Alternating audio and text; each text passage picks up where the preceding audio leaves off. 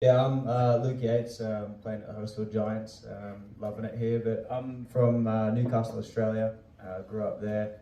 Started playing football actually as I was a kid. My dad was my soccer coach, as we call it over there, and moved actually more into Newcastle, which is a big rugby league community. So as we moved there, I started flogging the kid up the road that was a couple of years older than me that was supposed to be good at rugby. So then they told me I should probably go play that. So ended up playing rugby and loved it, and went through the night system. Ended up playing first grade there, and spent.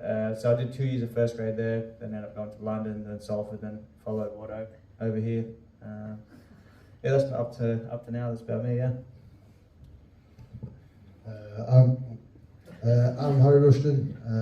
I just signed this year. I came through the Wigan system with the Warriors before going over to Canberra Raiders for 18 months. I came back midway through last year, and originally I'm from Blackpool. Oh. Do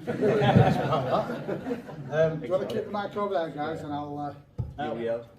So, Luke, you've mentioned you played for London and Salford previously. How do they, as clubs, compare to Huddersfield? Is there a massive difference between how the clubs are run, how the training is, etc.? Yeah, definitely. I think London, the supporters down there are it's a small group. Obviously, there's not much rugby league get played in London, but as a club itself, they were great. They were very, very small, obviously, but I think it was probably the perfect introduction for me coming to the UK.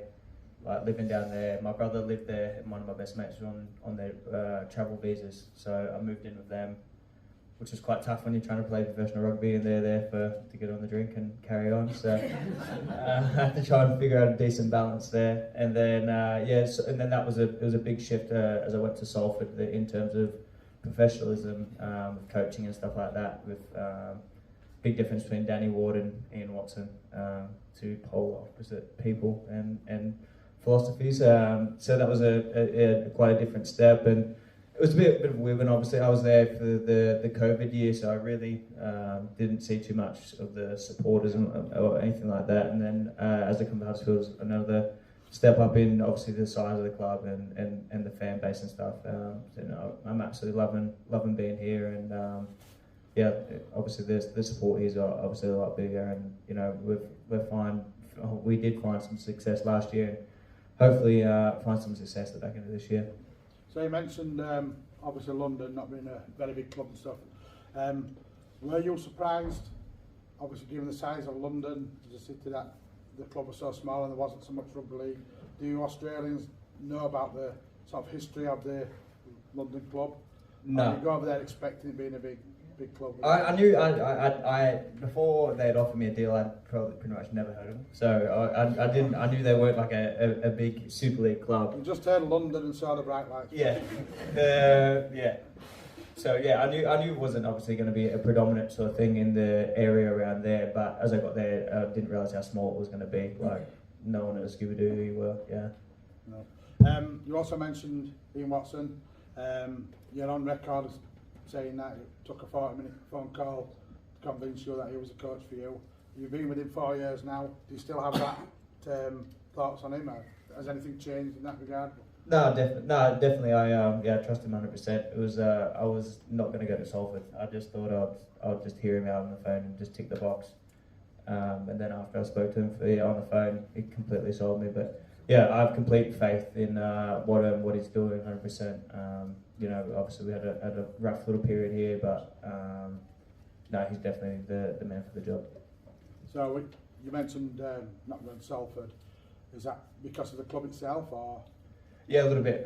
Nathan Brown was my coach at Newcastle. Obviously, he's been a Huddersfield coach before, and I was sort of tossing up. There's a few clubs that were keen. And he more or less said, don't go to Salford because they're unstable in terms of pay and stuff like that. So he sort of warned me against it. But then I got told otherwise. But Brandy's obviously been back home for a little bit. But yeah, I was sort of warned not to go. Yeah. Right. So I'm presuming Huddersfield, you were happy to come. Yeah. I wanted to come. I actually got coached by Simon Wolford back home. He was the assistant coach and reserve grade coach when I was there, and then he signed Huddersfield. I was like, well, get me over, and then every time I'd have a conversation with him, his phone would go off. So I actually wanted to come to Huddersfield initially, but then things didn't work out that way, and they were another club that I was looking at before I went to Salford, and then didn't come through. Yeah.